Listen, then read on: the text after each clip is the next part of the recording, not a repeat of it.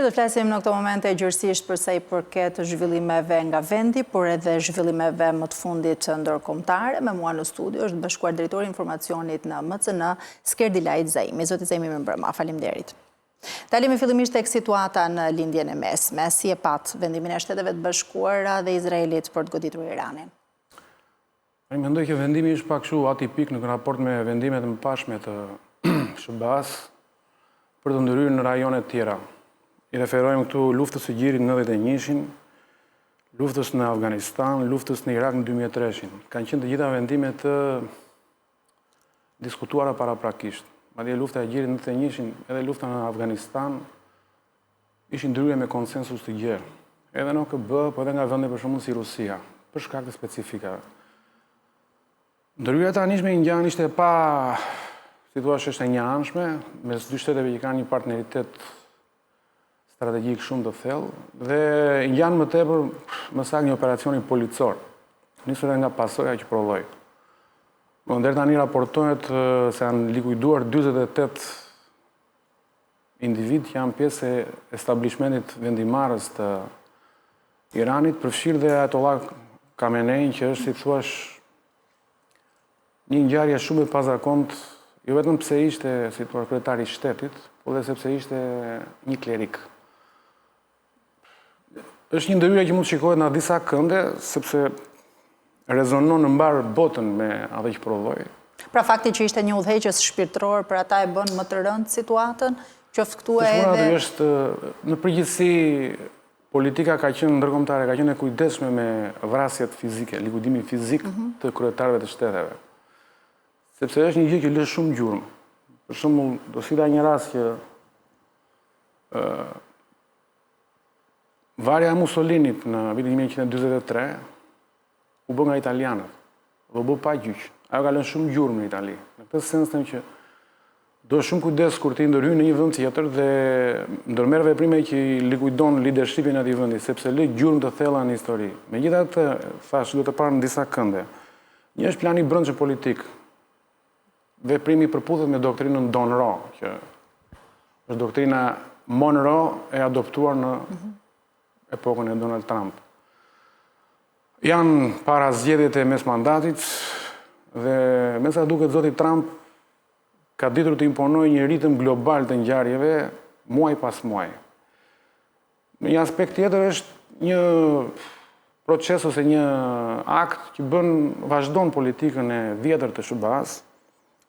Mjafton të përmendim disa shifra që mund merren në burime të hapura si Wikipedia, që nga viti 1776 deri në vitin 2026 SBA-ja ka kryer 400 ndërhyrje në vendet të huaja, për arsye nga më të ndryshme.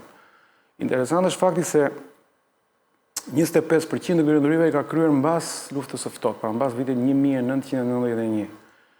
Dhe po ta shohësh në një pikpamje të gjeopolitikës, përqendrimi më i madh ka qenë në lindjen e mesme. Afganistani ishte një episod që lidhe me një ngjarje shumë specifike si goditja e kullave binjake dhe lëvizjet e drejtuesit Al-Qaidas që ishte Bin Laden. Nga një anë tjetër është që lidhet me sigurinë e Izraelit.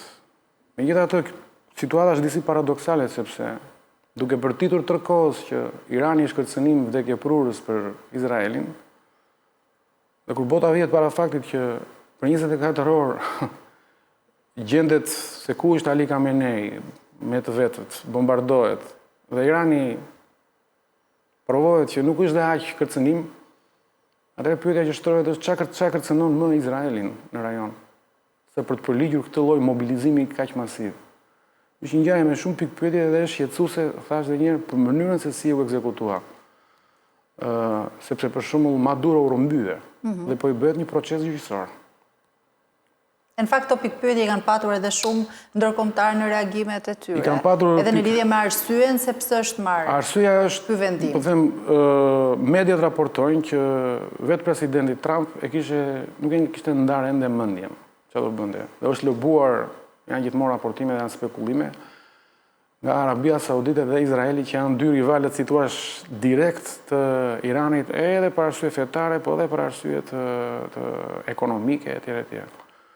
Pasojat që prodhon do shihen. U mendoj që Irani në mënyrën si u godit, pason Sirin dhe Irakun, që janë vende që kanë ndikim shumë të madh historik në botën islame.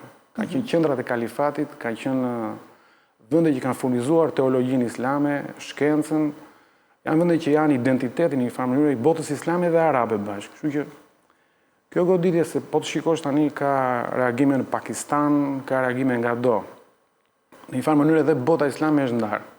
Është një ngjarje madhore, do thosha, e skenës ndërkombëtare, e kryer me një lehtësi të habitshme.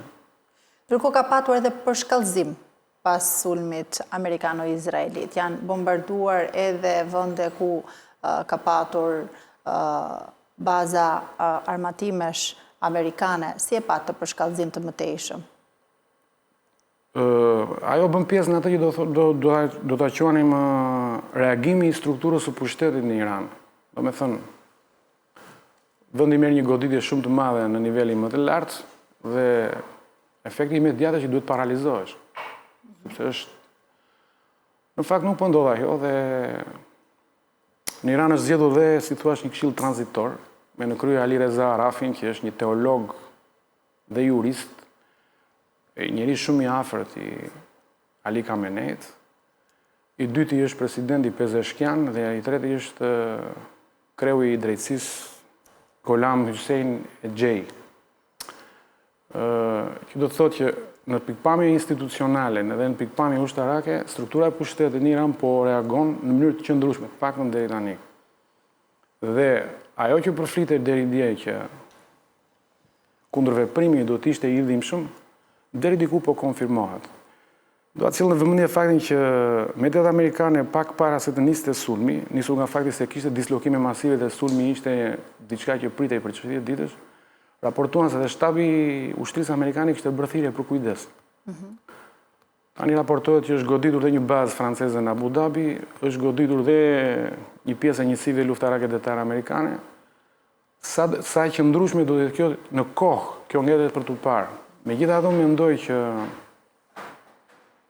është një lloj turbullire që është e vështirë për ta lexuar. Nëse do të vazhdojnë këto sulme nga rreth 10 vende për qark Iranit, çfarë rrezikohet? Duhet të detyruar të merret në konsiderat me leadershipin e ri iranian, ose një rinegocim, dhe varet se si do të pranojnë, ose një ndryrje ushtarake toksore. Kjo e dyta do ishte nisur nga analizat që bëhen shumë, një skenar shumë dhe pasojë shumë të rënda, nisur edhe nga ndikimi ekonomik, sepse që tani po flitet që çmimet e gazit do shtrëngtohen, ngushtica e Hormuzit është bllokuar dhe po goditet, aty kalon gati 20% e naftës botës, kështu që pasojat ekonomike janë ato që si thua vënë në lëvizje shumë vendime. Megjithatë, në SBA po flitet që përderisa SBA nuk po hap rezervat e veta, po flitet që rritja e çmimeve pritet të jetë e kontrolluar. Pra, në thelb ne mund të spekulojmë se kemi të bëjmë me një operacion të shkurtër, goditës, për të rinegociuar një paqe, deal që thot zoti Trump. Sa e mundshme mund të jetë kjo? Ngjelet për tu parë. Kush mund ta marrë drejtimin e vendit pas vrasjes së liderit? Edhe për këtë ka një mori hamendësimesh. Tani, personi që është në krye ky Ali Reza Arafi konsiderohet personi kryesor sepse i ka të dyja cilësitë. Është edhe jurist, teknokrat, ka qenë edhe njeri i përfshirë me çështjet e fesë, është dhe klerik. Pra i ka pajton të dyja cilësitë. Ata duhet të zgjedhin një lider të ri, megjithatë zoti Arafi është i datëlinjes 59. Ka rëndësi kjo sepse i bie që në vitin 1979, kur është bërë revolucioni, ai ka qenë 20 vjeç, pra ishte student. Dhe studentët në revolucionin iranian lozën rol shumë të madh. Pra në një farë mënyrë është brezi i revolucionit ende. Nuk është se ka një rotacion brezash në elitë.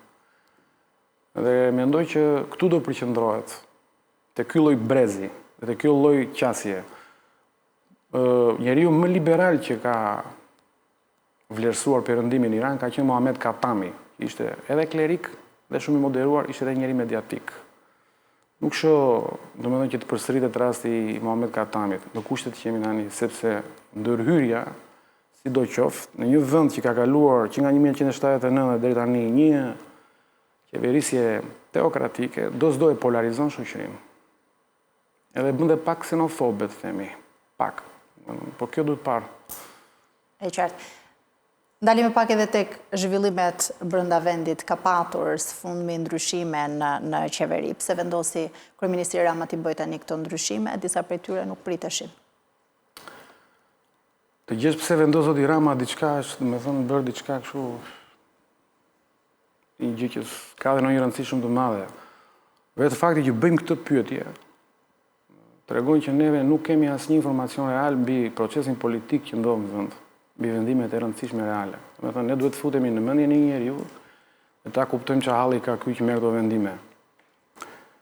Mund të tingëlloj kështu si nike, po nisem nga fakti se më e njëjta parti që drejton sot zoti Rama, Partia Socialiste, më përpara kur ka qenë në pushtet vitet 2005-2004. Kur merrte vendime të tilla, bëte një proces politik analize. Do me thënë, unë nuk mund të vite të them ty, ikti tani nga puna se ashtu është një arsye. Duhet bëhet një diskutim, sepse është qeveri. Megjithatë, e parë kështu nga jashtë është mendoj që i konvenoj. I konvenoj goxha mirë. Do me thënë, zonja Balluku ishte e pezulluar me vendim gjykata. Gjykata kushtetuese nuk mori një vendim normativ për atë që zoti Rama pretendonte se ishte mosmarrëveshje kompetencash. Kështu që ishte i detyruar. Pra lidhen këto ndryshime me shkarkimin e zonjës Balluku? Jo, po them tjetër gjë, po them që zonja Balluku e pezulloi gjykata. Po. Gjykata kushtetuese nuk i dha zgjidhje normative kërkesës që bëi zoti Rama. Atëherë ai do ta shkarkonte. E qartë, por rrjedhimisht lidhet me këtë situatë edhe ndryshime të tjera. Me këtë ai marketoi dhe tha që unë s'kam çfarë të bëj. Do ta shkarkoj, sepse më thotë gjykata, po me këtë rast po riformatoi dhe kabinetin. Dhe në një farë mënyrë bëri një goditje që politikisht është për të vlerësuar, i la të gjithë pa mundësi reagimi. Do thosha që lajmi ishte në një farë mënyrë heqja e zonjës Spiropali, e vetë promovuar në të gjitha rolet që ka patur si zgjidhja e problemeve. Njëri me protagonizëm patetik në krahët e zotit Rama. Dhe befas sot me eleksionin që duhet dalësh çik na skena. Mendoj që ky duhet ishte lajmi. Edhe për faktin se kemi të bëjmë me ministrin e jashtëm. Nuk është kushdo dikaster është i rëndësishëm, por në çdo rast ministri i jashtëm në momentin ku ndodhet Shqipëria aktualisht ka rëndësi të posaçme. Edhe ministri i mbrojtjes zoti Vëngu. Po ishin dy ministra cilët u larguan. Po, megjithatë unë do thosha që këto largime ndodhin në këtë mënyrë, sepse ministrat nuk përfaqësojnë asgjë politikisht. Janë, siç thoshte zonja Balluku dikur, ne jemi shokët e Edi Ramës. Je shoku im të vë ministër, mos u mërzit të heq. Cili është roli Spiropalit tani në Partinë Socialiste? Me që është ky lajmi i largimit të saj? Po, redaksia bëri dhe një kronik për reagimin e zonjës Spiropali shumë të gjatë, që ajo fliste për një model dhe elaboronte gjitha ato fjalë, do me thënë i merrte dhe i organizonte, i kthente. Nuk ka asnjë rol, është një rol që si të rregullojë muhabetin me kryetarin. Mendoj, nuk ka, do me thënë, nuk e them këtë për të vënë lojë as të ridikulizuar. Është një gjë të flasësh për qeveri teknikësh, teknokratësh, dhe patjetër që teknokratët do të jenë, po ministri ka një rol politik. Partia nuk mund të jetë në padjeni të plot se çfarë ndodh me qeverinë, se në fund marrëdhënia mes partisë dhe qeverisë është mobilizimi i elektoratit votës.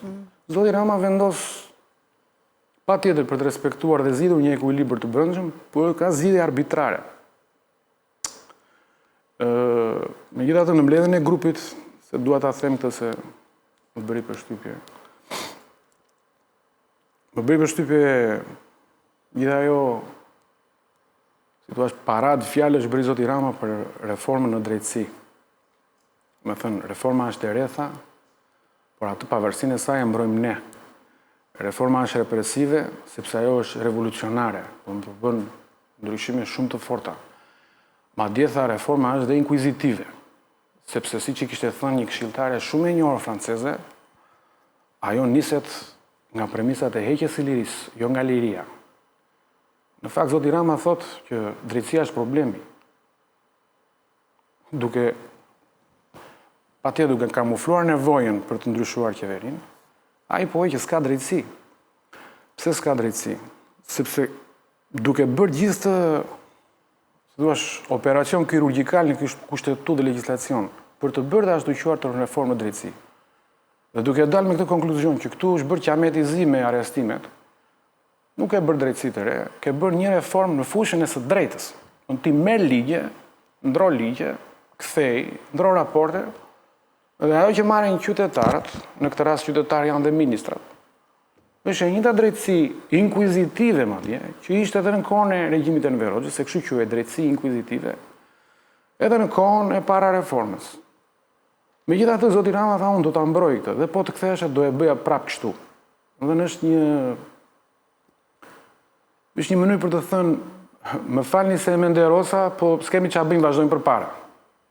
Me faturën që gjithmonë shoqërinë ta mësojmë me idenë që burgu nga spaku, për të lënë dhe për të haruar dhe dënuar me heshtje, do ta mbaroj dhe pak. Që në fakt problemi i vërtet i drejtësisë është në Rjoll, është në Borsh, është në Limion të Sarandës, është në Roskovec, merren pronat atje. Pra fatura e drejtësisë shkon tek qytetarët drejt për drejt. Po, patjetër. Po për këtë s'flet zoti Rama. Flet vetëm për paraburgimet e spakut, që janë vetëm për zyrtarët e lartë, që në fundit nuk kanë asnjë problem civil me drejtësinë në Shqipëri. I kanë të zgjedhura të gjitha thuajse. Problemi vërtet që ne kemi raportuar që është në Rjoll, shkon ai merr pronën, siç e raportojnë, dhe pa negociuar me banorët, ose kur shkon zoti Rama në Durrës dhe thotë atyre banorëve, nuk e diskutoj fare projektin, thotë. Hajde të flasim për çmimin. Si ti shkosh në shtëpi dhe ti thuash, nuk e diskutoj fare, do të prish pinun ty, po ti flasim çik për çmim. Nuk është gjuhë kjo. Nuk është gjuhë. Kështu që mendoj që ka pranuar një dështim shumë të madh, dështimi i dyti mbas asaj që ka pranuar për ndryshimin e kushtetutës në vitin 2008. Që bëri me pazar. Ai qartë. Zoti Zajmi, faleminderit. Faleminderit.